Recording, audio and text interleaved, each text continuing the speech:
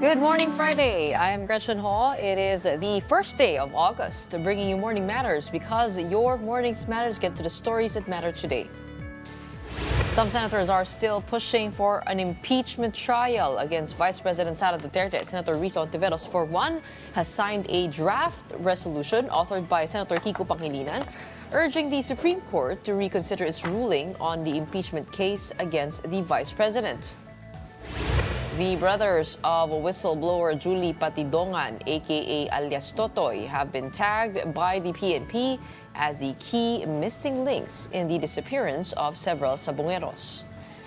And President Bongbong Marcos highlighted the zero balance billing in DOH hospitals during his recent State of the Nation address. And now over 80 DOH hospitals are complying with it. Welcome to our program, Morning Matters, where we talk about the issues you need to know for the rest of your day. Now, first on the agenda. Despite a Supreme Court ruling declaring the impeachment complaint against Vice President Sara Duterte unconstitutional, some senators believe that the Senate should still move forward with the trial. Here is a report. Senator Risa Ontiveros says she is ready to push for the impeachment trial of Vice President Sara Duterte. This despite the Supreme Court's ruling that the complaint is unconstitutional and that the Senate has no jurisdiction over the case. Senate President Chis Escudero had earlier warned that a constitutional crisis could erupt if the Senate insists on holding the impeachment trial. But Ontiveros said they will make sure that doesn't happen. Wala namang may gustong magkaroon ng constitutional crisis ni political gridlock. Kaya nga talagang binubuno namin these days, these weeks, kung papaano tamang dapat kumilos ang Senado. At lahat nito ay pinag-aaralan namin sa ngayon at ihahain namin ng kompleto pagdating sa plenary sa August 6. As of now, Ontiveros has signed a draft resolution authored by Senator Kiko Pangilinan, urging the Supreme Court to reconsider its ruling on the impeachment case against the Vice President. The resolution was also signed by Senator Bam Aquino and Senate Minority Leader Tito Soto. It emphasizes the statements of former justices who opposed the Supreme Court's decision. Nagsasite po siya ng mga references sa ilang mga dating justices na nagbibigay ng payo kung paano, ilang mga gabay kung paano pwedeng mag-move forward. Members of the minority, including Ontiveros and Soto, say Senator Mig Zubiri respects the resolution, but Zubiri stands firm on his position that the Senate must comply with the Supreme Court ruling. Constitutional law professor Dangat Maitan said the Supreme Court's ruling on the impeachment of Vice President Sara Duterte could have serious consequences. In an interview with One News Storycon, Gat Maitan said the decision threatens the system of checks and balances by potentially making future impeachment efforts more difficult. He also noted that factual errors in the court's decision could offer a basis for reversal. However, he believes the probability of the justices reversing the decision is slim, citing institutional and personal pride. Impeachment is part of checks and balances. No? It's a way of addressing abuses of power by certain government officials. Parang kung if all the commentaries are correct, then we have, if the Supreme Court derailed the Constitution, as you said, if they had actually made it impossible to file impeachment cases in the future, then that's a serious consequence, no? Because we have removed one of the most effective ways dapat of making these officials accountable for their actions. Senator Erwin Tulfo will call for a Senate hearing next week on online gambling. As chairman of the Games and Amusement Committee of the Senate, Tulfo plans to consult agencies, schools, and church groups. He favors an outright ban, but is open to strict regulation depending on the hearing's outcome.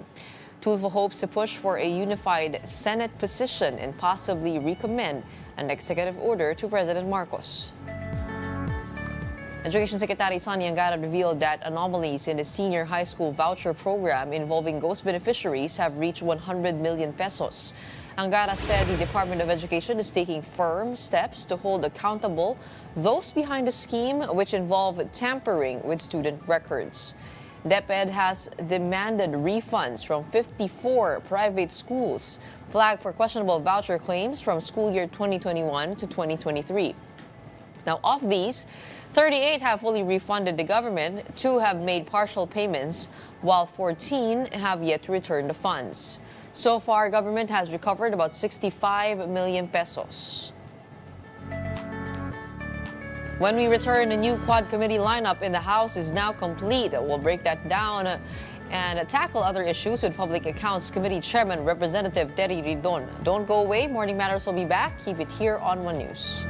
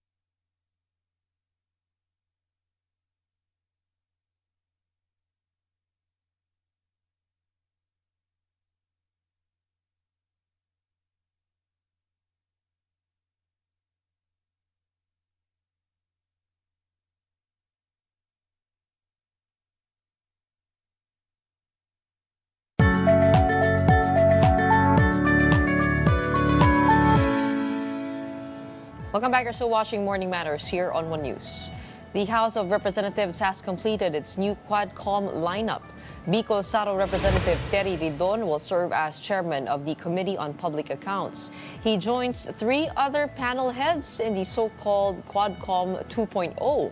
These are Representatives Benny Abante, Rolando Valeriano, and Jonathan Keith Flores. The Quadcom is set to resume probes into extrajudicial killings, illegal drugs, and organized crime.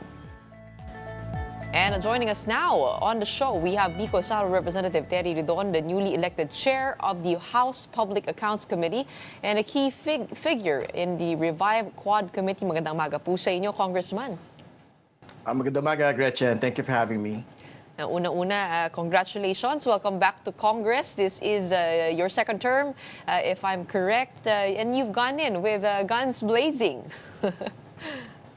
I think that the Filipino people deserve no less. That we are certain that all investigations that we will undertake, whether within Quadcom or whether within the House Public Accounts Committee, will basically look into wastage, corruption, among other very important things to ordinary Filipinos.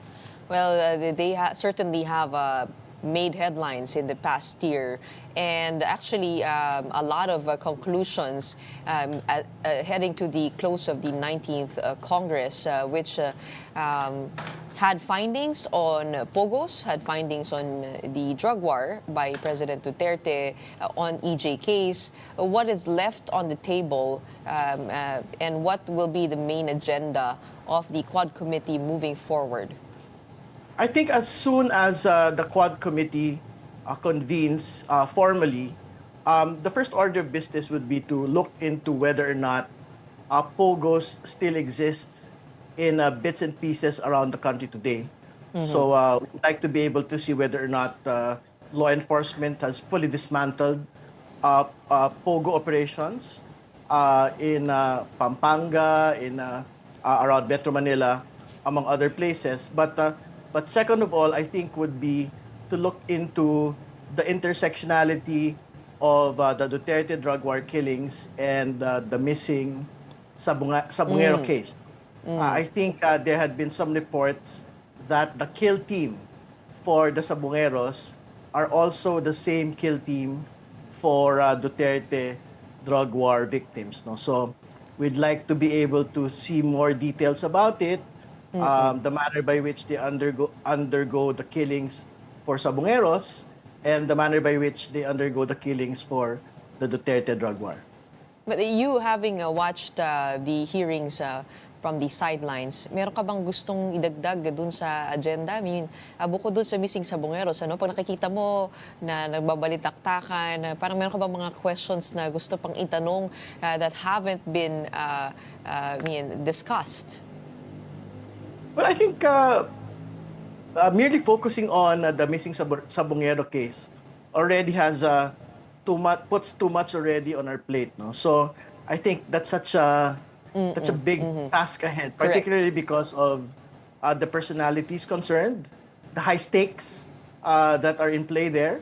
So it is very important for Congress to be able to make a very fair, objective presentation. First, on how we should dispose of, and to provide justice also for the families of the missing Sabungeros. And secondly, to make the case that the intersectionality of the killings of Sabungeros and the killings of Duterte drug war victims should never go unpunished, and should never happen again. Kahapon nakahanap sila ng bungo dito nga sa may Taal Lake, ano? Pero mukhang hindi nila nakuha yung DNA sample dahil masyado na raw damaged, no? And nag-disintegrate na. I guess, but the harder part here will be dealing with powerful people. Apart from the top businessmen mentioned in the case, of course, that's Atong Ang. DOJ Secretary Boying Remulla was here on the show, and he did confirm that they were investigating several politicians. Are you also aware of that angle? Well, I think I've heard of it, particularly because the supposed whistleblower has already mentioned the several names, particularly politicians who are part of the Alpha List. So if there are more politicians involved, then the Quadcom would definitely look into these, and we'd probably be inviting them also to our hearings. No?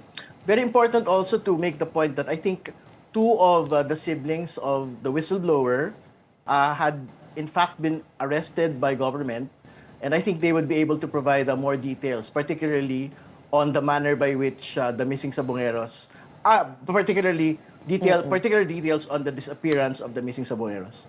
Oh, we can't wait for the hearings to start on that. Alam naman natin talagang pagdating sa Quadcom, nakatutok ang taong bayan dyan sa mga hearings na yan. Okay. But you have been named chairperson of the Committee on Public Accounts, which is responsible for examination of government spending and financial management to ensure accountability and proper use of public funds. As chairperson, will you also look back into the confidential funds? Because yun nga, no, even if this has been brought forth to an impeachment trial, we do know where it ended up with the Supreme Court. Pwede ba yun ma-take up pa rin ulit ng committee mo? I think we can do a look back on it. But I think at this point, particularly because the 19th Congress has already been very much convinced that all the findings, particularly by the Good Government Committee and all other committees, particularly the Appropriations Committee, are already sufficient to warrant an impeachment complaint.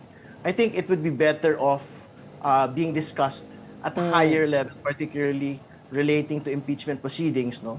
But I guess the first order of the day for new order of the day for the House Public Accounts Committee would be to basically look into the infrastructure projects which the President mentioned during the State of the Nation address. So in the soonest time, we will convene and we will invite directors, regional directors, and high-level officials of the Public Works Department for them to make a report on the status of all the flood control projects, infrastructure projects, whether actually implemented, whether delayed, whether there are reports of it being ghost projects. So all of these things the committee will look into, no, so that we can make recommendations on what to actually do with involved officials, involved contractors, and if they're like politicians involved in all of these ghost projects, delayed projects, we will have to be able to make them accountable. Ang question ko is, lahat ba ng impormasyon na yun ay available to the public? I mean, where would you start? Apart from the list provided by the DPWH, paano sasalain ito? Kasi parang pagdating sa construction, di ba, alam natin maraming kaliwaan na bayaran dyan. And kayo nga rin po, hinamon ninyo si Mayor Magalong, present proof that lawmakers get kickbacks. How exactly could you trace? I mean, ano kaya yung pwedeng evidence na kung saan magsisimula para, to hold everybody accountable?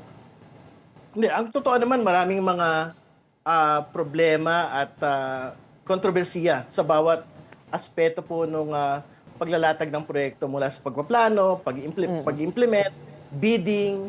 Actually, binabanggit na kickbacks, parang sa bandang dulo na yun. Pero sa totoo lang, sa gitna pa lang mismo, for example, dun sa procurement process pa lang, parang kadalasan meron ng actual na problema dun kasi may mga rigged bids na rin tayo mga pinag-uusapan dito. So for example, merong mga sole bidders, tapos dinidisqualify yung mga ibang mga bidders. No? So maraming balon po ng mga impormasyon na pwede hong pagkuhanan. So for example, doon sa bidding process pa lang po, yung pong mga dinidq ng mga bidders na parang kumpleto yung mga dokumento nila pero tinatanggal pa rin ho sila sa listahan, pwedeng sila ho yung magpahayag ng impormasyon dito sa aspeto pong ito ng procurement process. No?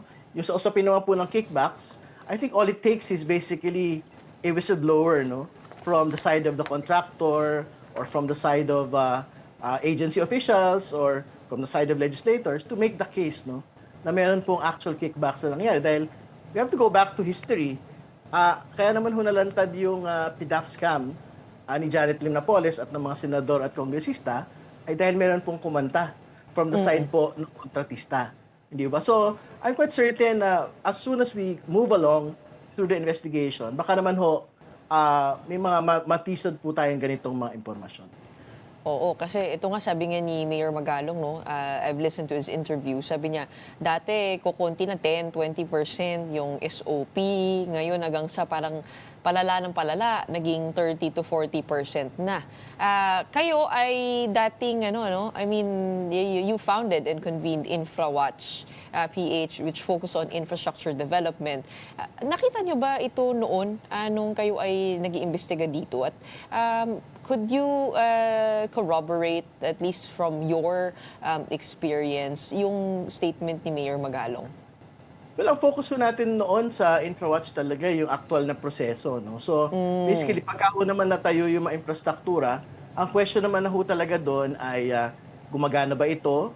Talaga bang pangmatagalan ba yung pagkakatayo ito? Tumupad ba sila sa mga actual na proseso? Pero for example, yung pong procurement process, marami tayong nakita dyan na actual na mga anomalya. Kasi for example, doon sa mga China-funded na mga loans, parang COA mismo actually nagsabi na parang linuto yung bid dito sa mga proyekto na ito. Kasi for example, isang competing bid para mas mataas doon sa approved budget of the contract. So parang sino namang tao na mag-file ng bid para matalo at ma-DQ? Yung mga ganung mga questions, I think nakita natin yan during the course of our work in InfraWatch. No? So, but to answer your question, yun sa 30 to 40%, ang totoo, kaya ho tayo very concerned lang dun sa binabanggit ni Mayor Magalong kasi syempre, it is being often repeated in forums on media, pero up until today, wala ho tayong nakikita pa kasi talagang aktual na dokumento, ebidensya,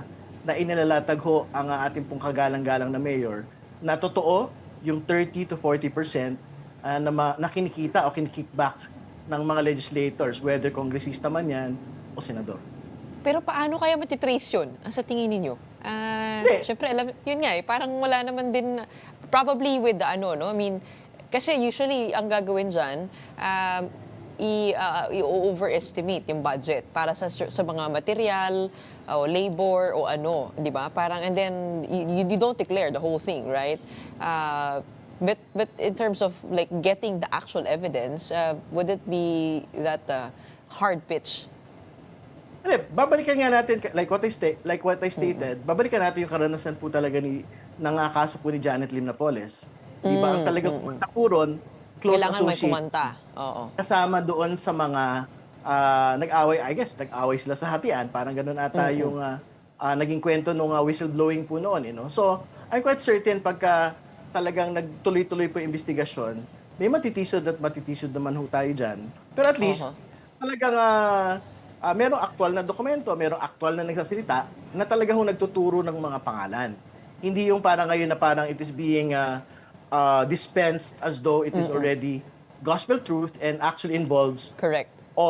almost all legislators. Kasi it would be a bit unfair, lalo particularly doon sa mga wala naman hong mga kamuwang-muwang ng mga legislators na talagang totoong trabaho po yung ginagawa nila para sa bayan. Balikan natin yung trabaho po ninyo dun sa InfraWatch. No? Sabi po ninyo, tungkulin ninyo to make sure that the projects are working well. Have you encountered the flood control projects back then? And paano nga ba yung kalakaran dito? Well, for example, yung pong kasagsagan ng Dolomite controversy noong 2020, tayo po yung actually na first na nag-raise po ng red flag, no? Noong pong 2020. Kaya nga ngayon, isa ho yan doon sa magiging pauna rin pong mga investigasyon ng komite pong ito. No? So, but very important ho doon kasi nga, ang sinasabi natin, hindi lang ho yung corruption na pinag-uusapan, ang pinag-uusapan din ho natin yung actual wastage.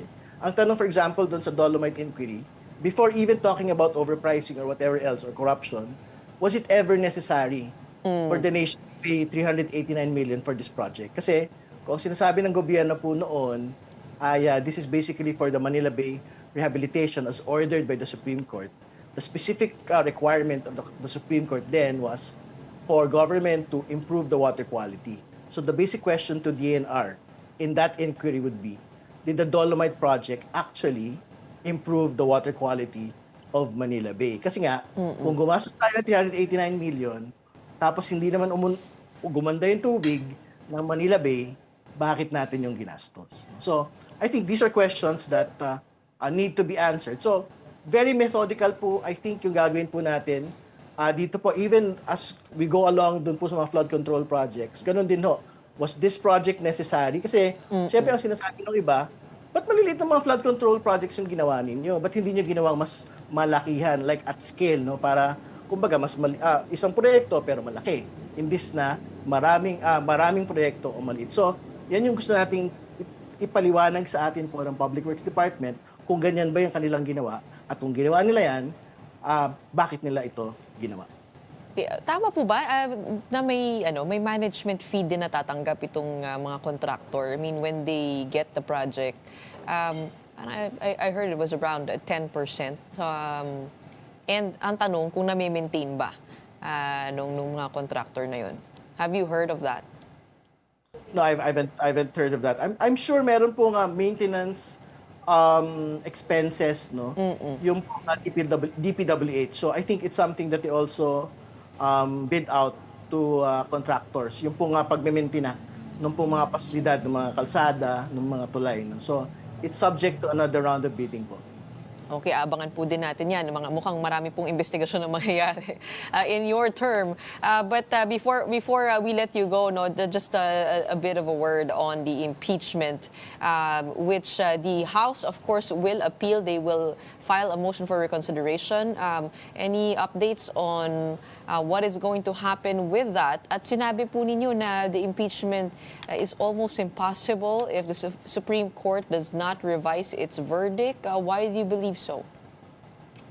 I think talaga naman pong binago ng Korte Suprema yung pong old doctrine eh. Kasi dati two positive acts yung kailangan mangyari. Merong verified complaint. The second, and this is the most particular, most specific, referral to the House Committee on Justice for action. So, ibig sabihin, pagka hindi mo na, because these are positive acts, pag hindi nangyari yung dalawang positive acts po na ito, ibig sabihin, walang ginawa, hindi ho ma-fulfill yung pong requirements, no?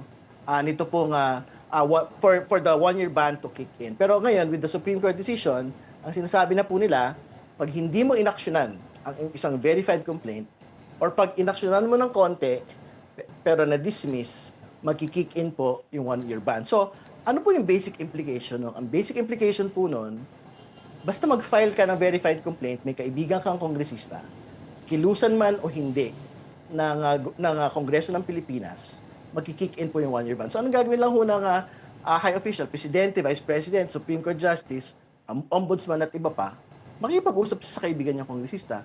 Boss, mag-file ka naman ng verified complaint, mag-endorse, endorse mo naman tong complaint na ifa-file ko.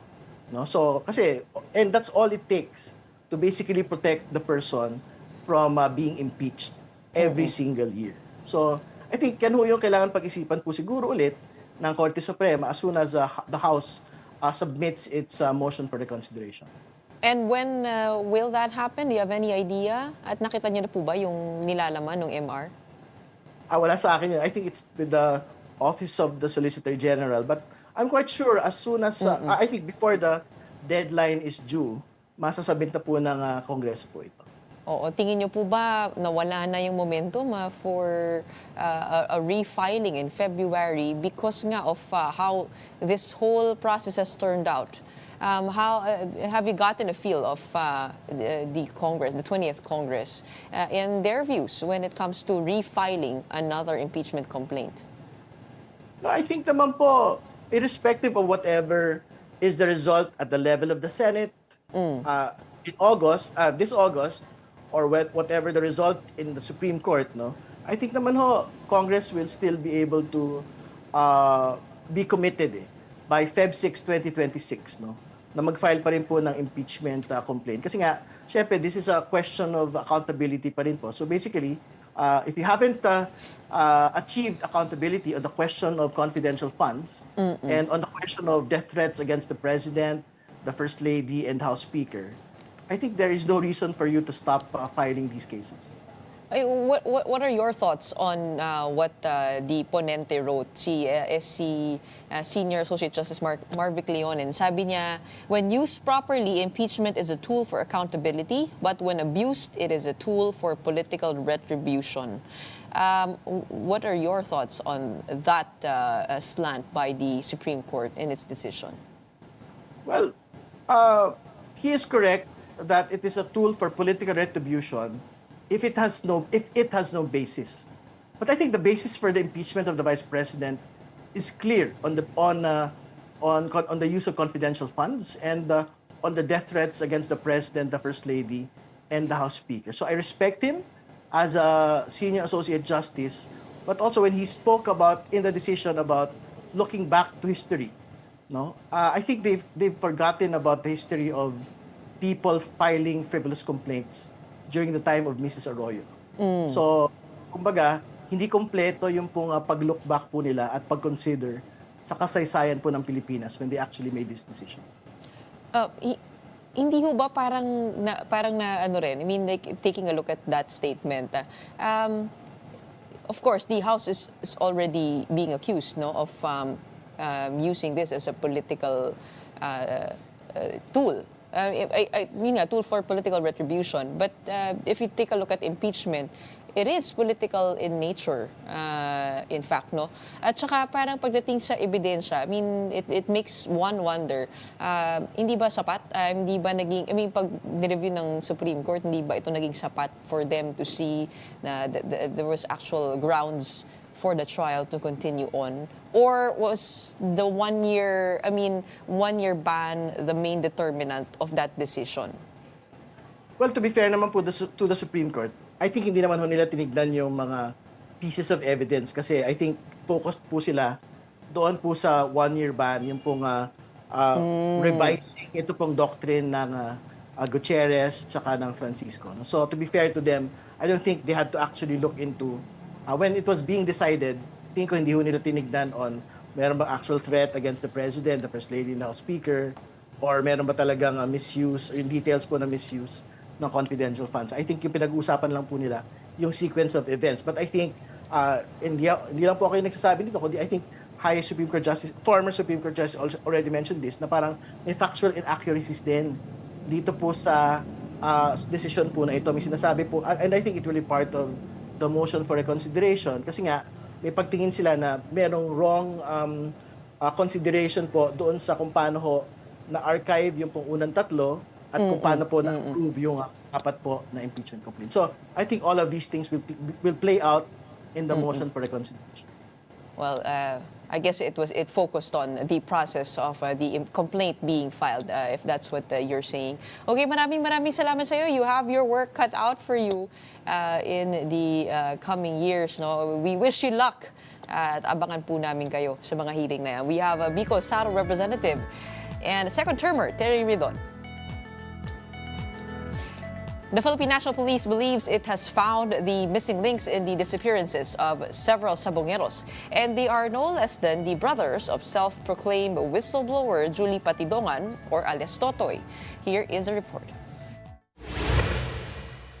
The Philippine National Police now has in custody 2 individuals believed to be missing links in the case of the missing Sabungeros.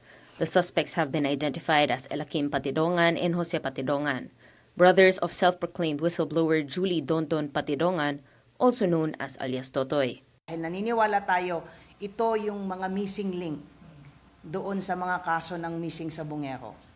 CCTV footage caught Elakim withdrawing money from a bank account of a missing Sabungero. Ang tanong dyan, paano napunta sa kanya yung ATM? Kasama ba siya sa nakumuha doon sa nawawalang si Melbert Santos at 3 pa niyang kasamahan? May nag-utos ba sa kanya para mag-withdraw? At may alam ba siya asaan na itong mga nawawalang missing Sabungero? Jose, on the other hand, appeared in a cell phone video escorting a Sabungero in handcuffs who was later reported missing. The Patidongan brothers were arrested in an undisclosed Southeast Asian country and flown back to the Philippines on July 22. Jose has a warrant of arrest for robbery, while Elakim is wanted for falsifying his identity, having used the name of Robert Bailon on his passport. The PNP asserted that charges must be filed against the Patidongan brothers, including alias Totoy, as part of the legal process. This is especially crucial if Totoy is to be considered a witness, as suggested by some families of the missing Sabungeros. Kailangan po silang sampahan ng kaso bilang mga accused, kasama po si Julie Patidongan, who himself admitted na alam po niya itong mga nangyayari po na ito. The only way para po sila maging witness at ma-discharge as state witness, kailangan po silang sampahan po ng kaso. Meanwhile, the PNP confirmed that no DNA profile could be extracted from the bones recovered from the Taal Lake so far. Due to the extended submersion in water, the bones were contaminated and yielded no usable DNA. Additionally, the 3 remains recovered at a public cemetery in Laurel, Batangas did not match the DNA samples provided by the families of the missing Sabungeros. Up next, we'll talk about the zero billing policy with the DOH Assistant Secretary Albert Domingo. Stay tuned. Morning Matters will be back after a quick break.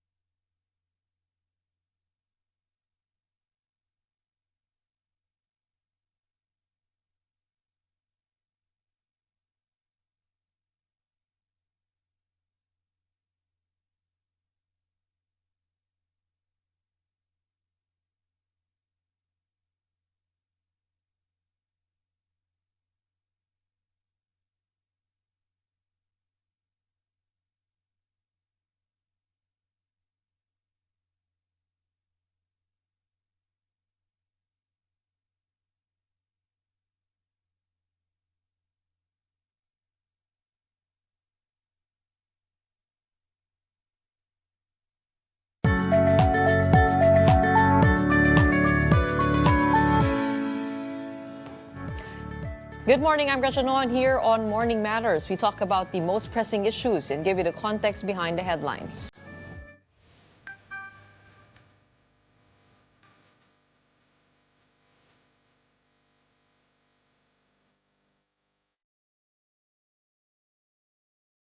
The Department of Health announced that the zero balance billing policy is now being implemented in 87 hospitals nationwide. Patients in these facilities can receive free care if admitted under basic or ward accommodations. The policy does not yet cover government-owned and controlled hospitals such as the Heart Center, Lung Center, Kidney Institute, and the Children's Medical Center. Health Secretary Ted Herbosa explained that GOCC hospitals rely on income from private rooms to subsidize their wards, unlike DOH-run hospitals, which are fully government-funded. And joining us now is DOH Assistant Secretary and Spokesperson Dr. Albert Domingo to discuss the rollout of the zero balance billing policy now in effect in dozens of public hospitals nationwide. Welcome back to our program. Yes, Gretchen, good morning to everyone who is watching us. Magandang umaga po sa lahat and happy to be here.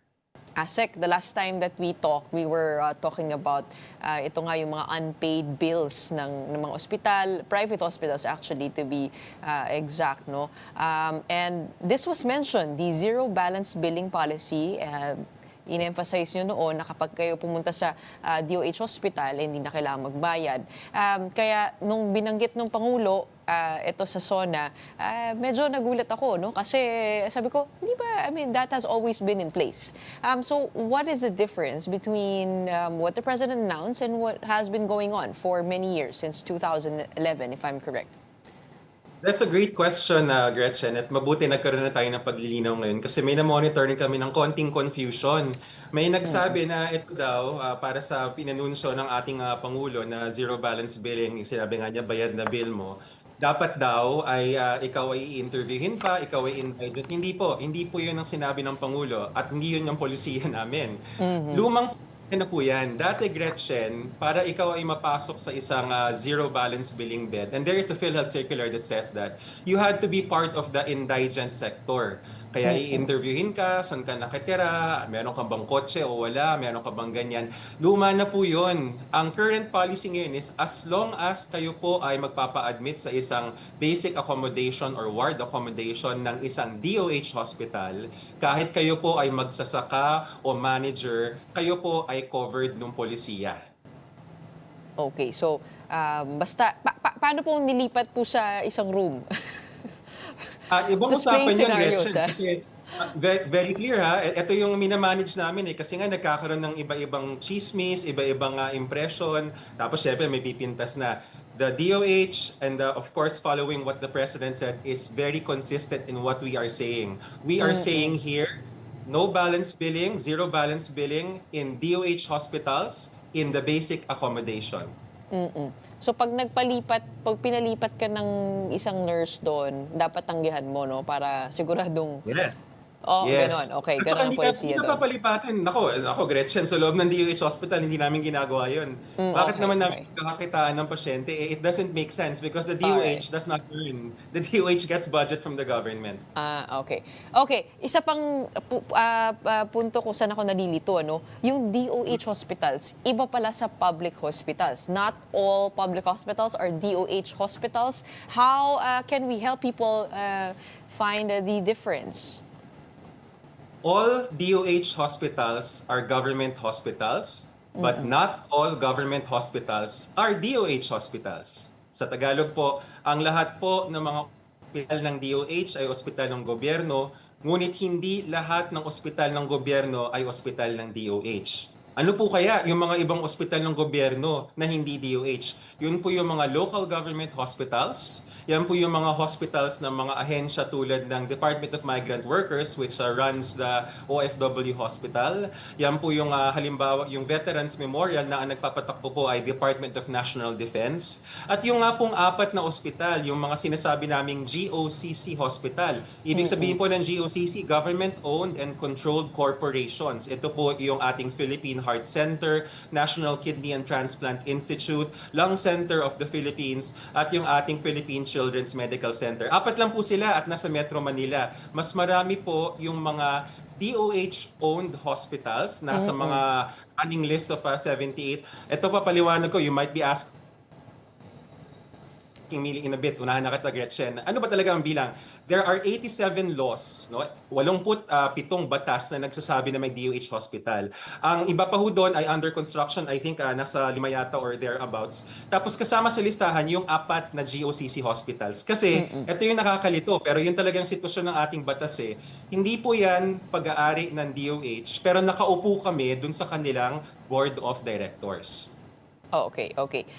Pag sinabi nating ospital, sabihin natin kung may nangangailangan ng medical care, pupunta siya sa ospital sa kanyang bayan. Yes. So yung ospital na yon, DOH hospital ba yon? I mean, pag local government hospital, sino nagpapatakbo nun? Is it DLGU? Is it DOH? Yun ba yung Pag local tinutukoy government mo? hospital, it's the LGU.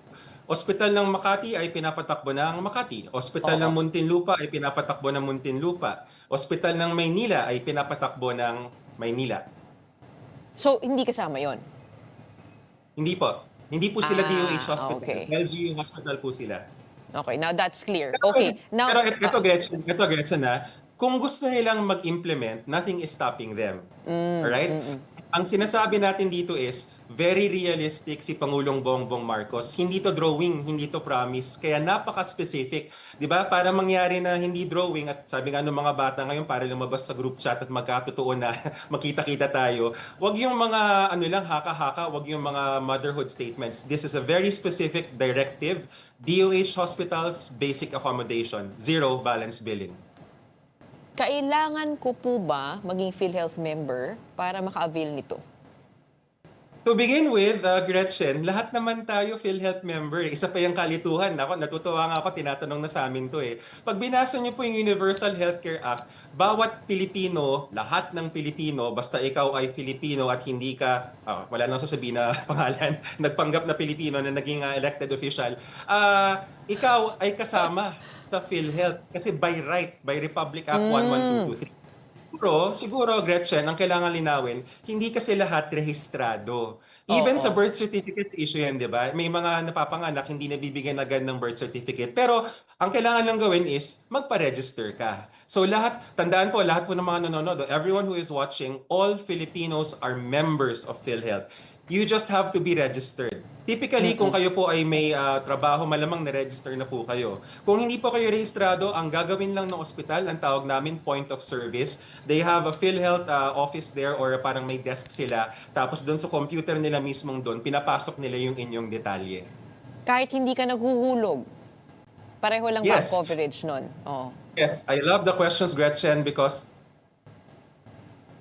these are all the points of confusion. There is what you call immediate eligibility in the Universal Healthcare Act. Sa Universal Healthcare Act natin, kahit hindi ka nagko-contribute, pasok ka pa rin. Saan manggagaling yung pera? Yun yung tinatawag natin na indirect contributor. Yun yung tinatawag natin na mga subsidiya. Yun yung tinatawag natin na sin taxes, di ba? Yung PCSO.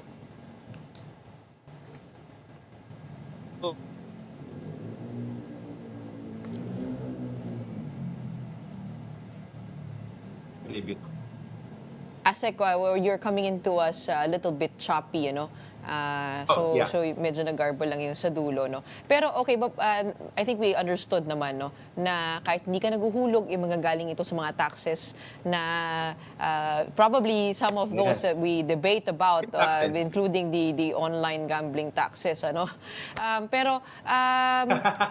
Malamang sa malamang, kapag ikaw ay pupunta sa DOH hospital, tas i-avail mo to zero balance billing, kahit hindi ka registered, ipaparegister ka naman. Tama. Ang technical term namin doon, Gretchen, yung point of service. Pasensya na ho sa gobyerno kasi marami kami mga technical terms. Pero sa mga nakikinig nanonood, huwag niyong isipin yon. Ang importante lang is basta dumating kayo sa isang DOH hospital na basic accommodation. Lahat ng tinatanong ni Gretchen, Yes. kami na ang bahala. Okay, paano po kung may operation? Di ba nasa ward ka? Kasama yon yung operation expenses. Yes. Yes, The straight okay. categorical answer is yes. Kahit anong kaso ka, basta Gretchen, ikaw ay nasa basic or ward accommodation. Siguro magtatanong tayo, paano nangyari yun? Paano mo babayaran? Kaya nga po, lahat tayo ay miyembro ng PhilHealth. Meron tayong napakalaking mga benefits na tumaas na ngayon. Halimbawa, pag na-heart attack ka, kailangan mong mag-angioplasty. Yan yung mga buzzwords, Gretchen, di ba? Na parang, pang private lang yan, angioplasty.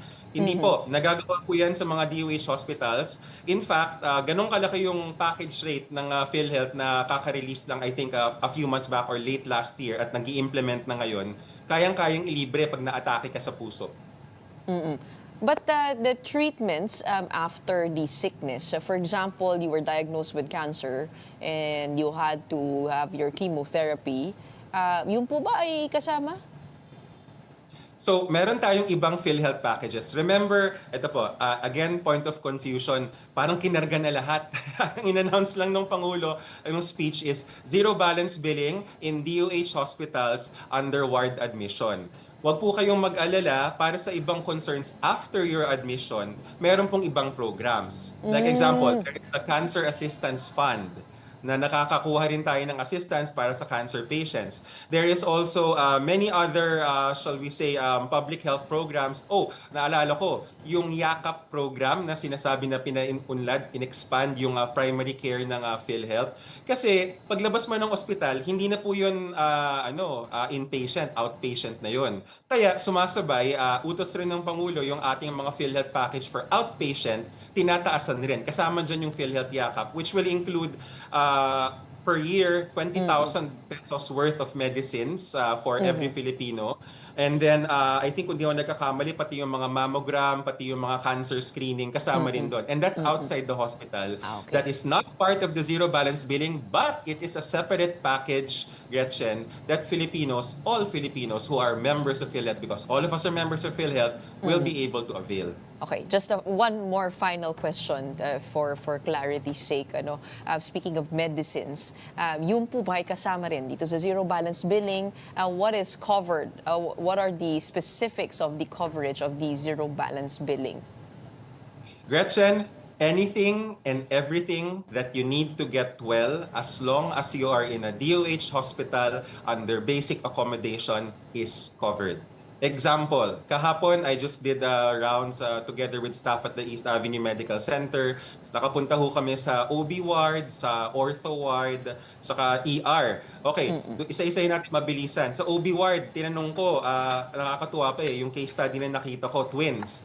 So, sa tatlong pasyente yon, si mami na nanganak, saka yung dalawang baby. So, bayad ba yung bill ni mami? Yes, bayad na bill mo. Bayad ba yung bill ng mga kambal? Yes, bayad na yung bill mo. Anong kasama dun sa ginawa? Newborn screening. hearing testing. Okay, lakad naman tayo, Gretchen. Punta tayo dun sa orthopedic ward. May nakita ako, 45-year-old male welder, nasabugan, kawawa naman, nabalian siya nung kanyang binte at nakakabit siya sa mga tinatawag na external fixator. Pag ginugol niya yan, yun yung mga parang alambre na nakatusok. Sorry, dun sa mga queasy. Nakatusok.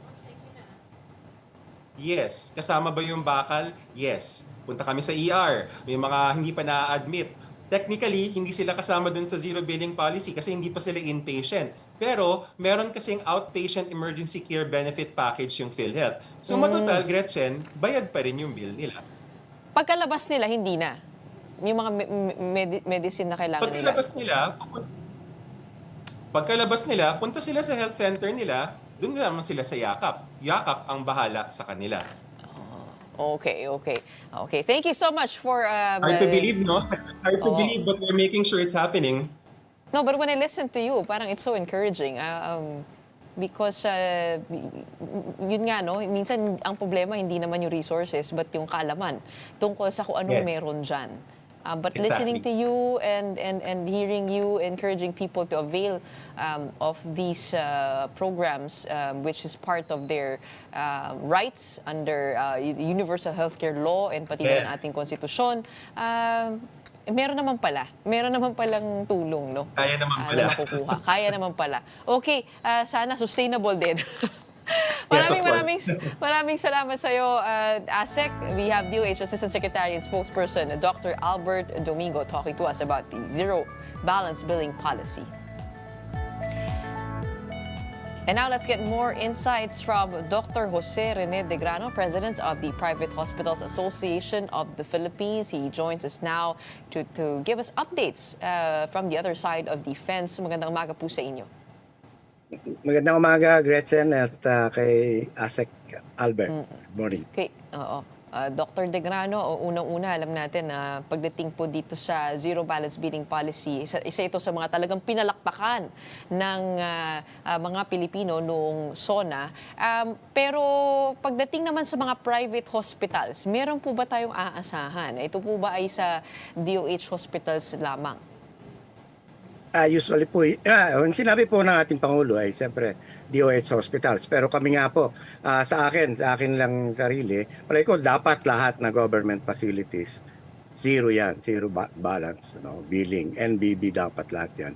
Ngayon, on part of the private hospitals naman po, meron tayong tinatawag na 10% na supposedly basic accommodation. Diyan po, inuubos na po namin halos lahat yan kung ano man ang kayang ibayad ng PhilHealth. At usually man po, nakakapasok halos lahat yan ang mga payables ng PhilHealth. Ibig sabihin, nakukover po ng PhilHealth yan. So halos wala na rin pong babayaran yung mga pasyente natin. Oo, pero paano po pag may lumapit po sa isang private hospital at wala po siyang pambayad? Ano pong proseso ng mga private hospital natin? As long as may available pa pong space, okay naman po yan. Siyempre, pag emergency po, kahit po sabihin nila, hindi naman po tinatanong kung may pambayad. No? Pag emergency po, a-admitin po natin lagi yan. Tinitingnan po lagi natin. Pero pag wala pong pambayad, what happens? No? Apart from the PhilHealth coverage, what happens to the excess? Kung kailangan po nating i-admit siya and then covered naman siya ng PhilHealth, ay di okay naman po yan. Kung may out of pocket po sila sometimes, so usually ginagamit po nila yung mga galing po sa PCSO, galing po sa iba-ibang mga officials. And then of course, the MAIP fund, ginagamit din po nila yung guarantee letters. Opo. Okay. So yun po yung parang pinaka-pamamaraan parang to find your own sponsors dito sa ating mga private hospitals. Kamusta na po yung mga hospitals po natin sa Batangas? Yung po ba ay naayos na? Nabayaran na po ba yung mga hospital doon? Last time po kami nakipag-usap sa region ay naayos na po nila. May konti lang po siguro hindi na naibibigay pa kasi may mga inaayos pa po nila ang kanilang mga documents. So, Oo. Okay. So it's really the clerical work that has to be solved here. Yung po ba ang nakikita po ninyong nagpapadelay? So far po, gano'n na nangyayari. Pero konti na lang po yan. Kasi yung majority po ng aming hiniling noon na mabayaran kaagad, majority po, siguro mga more than 70 or 80% na ibigay na po. Okay, balikan lang po din natin itong programa para sa mga indigents, no. Kung ako po ay isang indigent, how would you treat me? And ano po yung pwede kong applyan ng mga pondo kung sakasakaling yung aking care ay sa private hospital ko lamang makukuha? Well, as long as available pa po yung space na tatanggapin naman po kayo, and then you can make use of your PhilHealth po, yung mga iba-ibang mga guarantee letters na galing sa PCSO, sa PAGCOR, etc. And then kung may mga guarantee letters din pong galing sa mga politiko, tinatanggap din po yan ng mga private hospitals para po at least mawala na po yung tinatawag nating out of pocket ng ating mga indigent patients. So, Oo, pero paano kung wala pong guarantee letter? Parang naalala ko po, sabi po ni Asik Domingo, hindi na kailangan itong guarantee letter. We've done away with it. ay Kasi sana meron po ng yung parang- gano'n, Ang madali may lang, counter na daw May counter na daw sa ospital kung saan pwede pumunta para yung officer doon, yun ang pipirma to guarantee you. As long as meron pong nakalagay po yan doon sa memorandum of agreement between the private hospitals at saka yung regional office po ng Department of Health. Kung ganun lang po kadali, mas maganda po yung ganun. Opo. Pero sa ngayon, wala pa siya sa MOA. Waiving this guarantee Nakalagay po letter. kasi kailangan may mga documents na kailangang approve din ng region, and then i-check po yan ng tinatawag natin social service, and then yun po, once maayos naman po yun ng social service na totoo po na meron silang gano'n na inokay na po ng opisina, ay yun po itatanggapin na ng ating mga pribadong hospitals. And usually, how long does it take to do these background checks? Mabilis lang po yan. Within 24, 48 hours usually, except pagka weekend siguro at holidays na walang opisina sila, mabilis lang po yan. Once masubmit naman po yan, i-verify lang na kung totoo ba yung papers, and then ayos na po yan. Dideduct na po agad yan sa kanilang bill. Okay, going away from the status of the Batangas hospitals, kamusta naman po yung ibang private hospitals natin? Settled naman po, nababayaran naman po ng tama at sa tamang oras? Palagay ko naman po kasi hindi sila nagko-complain so far, So, Meron all pong good. ibang siguro pa ilang hospital, sabi nila temporarily in-stop muna nila kasi na-delay yung payments. But then eventually bumalik na rin po ulit sila sa pagtanggap ng GL po natin. Okay. And as a final question, you heard the fourth SONA of the president. Were you happy with the way he tackled health? And what mechanisms do you think can be put in place to ensure that both government and private hospitals can share, healthcare responsibilities equitably? Sana naman po ay tama po yung ibinigay ng ating Pangulo, at kami naman po naniniwala na through our direct negotiation at saka aming pakikipagtungo with the Department of Health at PhilHealth sa kasalukuyan po, maganda po ang aming relasyon. So sa tingin po namin ay maganda right now ang direksyon na pinapatunguhan ng ating Pangulo. Opo. Okay, maraming salamat po sa inyong mga updates. Good to know that everything is being settled as time passes. We have Dr. Jose Rene De Grano, President of the Private Hospitals Association of the Philippines. Thank you po. And that wraps up today's episode of Morning Matters. We hope we've given you the right start to your morning on this first day of August. Of course, it is a Friday. Let's go ahead and make the day and the weekend matter. My name is Gretchen Hall. We are One News, all sides, all the time.